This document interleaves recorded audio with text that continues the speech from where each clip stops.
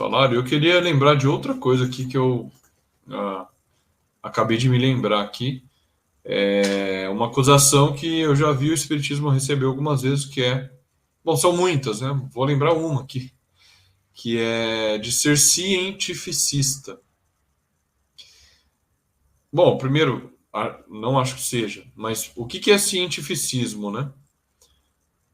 Cientificismo tem vários elementos aí, mas uma das situações que em geral as pessoas colocam sobre o cientificismo seria o fato de a ciência acabar extrapolando a sua atuação e, e acabar, por uma certa autoridade, se metendo no que não foi chamado, vamos dizer assim, tratando de temas que não lhe dizem respeito, né? Então, alguns intelectuais da religião costumam acusar alguns cientistas de cientificismo, quando, por exemplo, algum cientista da física ou da biologia tenta entrar no âmbito das questões metafísicas, né, sobre Deus, sobre a alma, e eventualmente um cientista afirma que Deus não existe, porque a ciência já demonstrou, ou a ciência, enfim, nos preocupa com isso, afirma que Deus não existe, que a alma não existe, etc. E aí essas pessoas da religião dizem, não, isso aí é cientificismo, porque a existência de Deus e a imortalidade da alma não são objetos da ciência, mas sim da filosofia e da religião. Isso até pode fazer sentido no caso da física, da química e da biologia. Porém, não faz sentido acusar o espiritismo de cientificista simplesmente pelo fato de que ele é a ciência própria para tratar do tema da alma. A crítica faria sentido para a física. A física trata da matéria, não trata da alma. Então até faria sentido essa crítica. Mas, no caso do espiritismo, essa crítica não faz nenhum sentido, porque o espiritismo não está se colocando como superior à religião. É isso que as pessoas precisam entender. Eu já conversei com algumas pessoas da religião que entendem isso, porque a gente está dizendo que o espiritismo é a ciência que trata da alma. Tá colocando a religião como inferior, é cientificismo. Não, não é nada disso. É que a pessoa não entendeu que o espiritismo é uma ciência nova e que ela tem um método que permite que ela investigue a alma, coisa que as outras ciências não têm. E do todo da teoria espírita, investigando a alma com todos os seus princípios, consequências, etc., uma das consequências filosóficas, ou uma das hipóteses dentro da teoria espírita, misturado com os fenômenos, com os fatos, está a hipótese da existência de Deus, que racionalmente faz todo sentido dentro da teoria espírita. Então, tratar do tema Deus também é lícito dentro do espiritismo.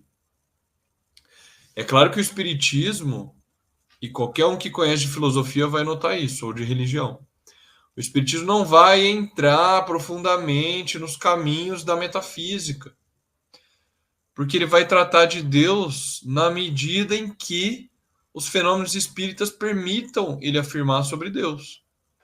Alguns elementos gerais sobre Deus, a existência de Deus, os atributos de Deus e a relação dessa concepção de Deus, a relação estreita dessa concepção com os homens e com os espíritos.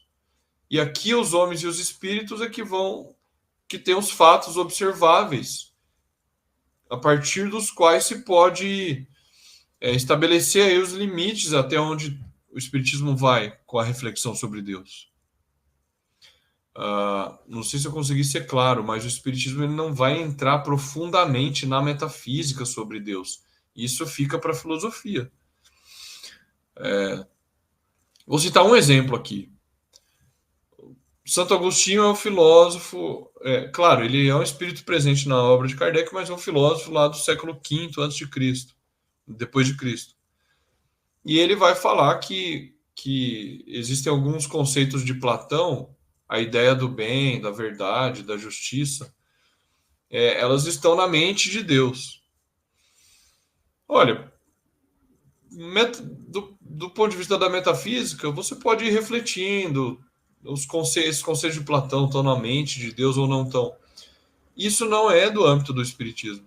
O Espiritismo não vai entrar profundamente nessas questões hiper abstratas da metafísica.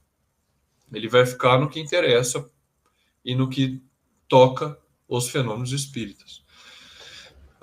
Enfim, eu quis só colocar esses pontos porque, por vezes, aí a gente vê o Espiritismo ser acusado de cientificista, mas basta que a gente compreenda a obra de Kardec para a gente ver que essa crítica não faz sentido. E isso é comum, né? Já acusaram o espiritismo de ser cientificista, positivista também, né? Que era a filosofia do Augusto Comte, que negava qualquer possibilidade metafísica, né? Então não faz sentido, porque o espiritismo, como diz Kardec na Gênesis, é uma metafísica científica baseada na experimentação, né? E como o José falou, né, o espiritismo, embora ele seja uma filosofia, ele é uma filosofia de uma ciência, né? Da mesma forma que existe a filosofia da física, a filosofia da física quântica, a filosofia da biologia, você tem uma ciência e depois vem a filosofia, né? Então o espiritismo ele não vai se perder, por exemplo, em discussões metafísicas muito abstratas que não tem uma resposta certa que você pode fazer um experimento, né? Eu recordo que na Gênesis, quando Kardec vai discutir o espaço e o tempo, né? Ele fala que tem definições variadas, mas ele dá como dado, né? Como um conceito intuitivo. Ele não vai ficar perdendo muito tempo no que outros filósofos da metafísica vão entrar e, né? Não que seja inútil essa discussão, mas não é o campo do espiritismo. O campo do espiritismo é de uma ciência, né?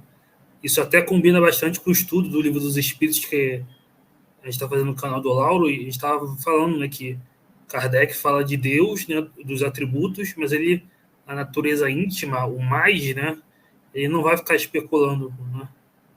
Não vai entrar no panteísmo, né, que ele fala que seria um orgulho, né? A mesma coisa com o mundo espiritual, ele também não vai adentrar em debates metafísicos abstratos se não tem uma base, né? O que a filosofia faz, né? Porque a filosofia é menos... A filosofia tem menos limites do que a ciência, né? A ciência é algo mais empírico, é o que pode ser comprovado ali, né? No momento, né?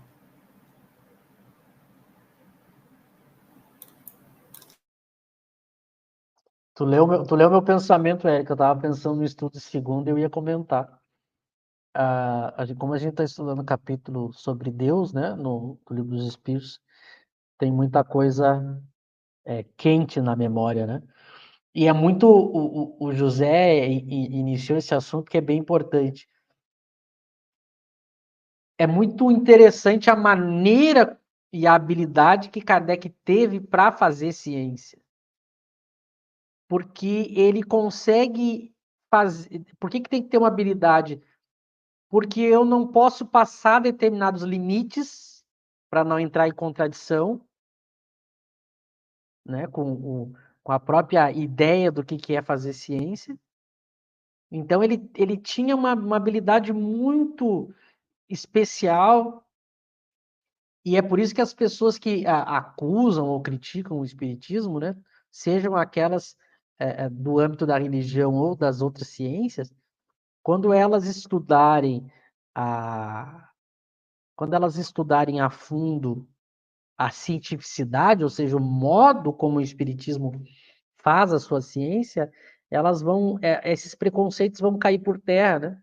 Porque, por exemplo, quando ele vai falar que o espiritismo é uma ciência, como a gente leu aqui nesse item, né, que ele vai falar a ciência prática consiste nas relações que se pode estabelecer.